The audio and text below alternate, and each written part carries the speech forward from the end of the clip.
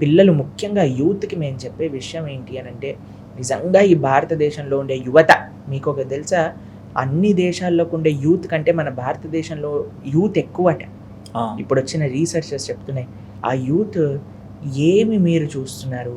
దేంట్లో మీ energy spend చేస్తున్నారు? ఒక్కసారి ఆలోచన చేయండి. మీ తల్లిదండ్రులు ఎంత కష్టపడుతున్నారు మిమ్మల్ని పెంచడానికి. వారి కష్టం అర్థం చేసుకోండి. ఈ భారతదేశం యొక్క ఔన్నత్యం ఎంతమంది సాక్రిఫైస్ వల్ల మనకి ఈ దేశం వచ్చిందో ఒకసారి ఆలోచన చేయండి. ఎంతమంది రాజులు, ఎంతమంది రాణులు తమ సాక్రిఫైస్ చేసి ఈ దేశాన్ని నిలబెట్టారు. ఈరోజు నువ్వు భారతీయుడివి అని చెప్పుకోవడానికి ఎంతమంది త్యాగం వాటి వెనకాల ఉంది. వాటిని గుర్తించండి.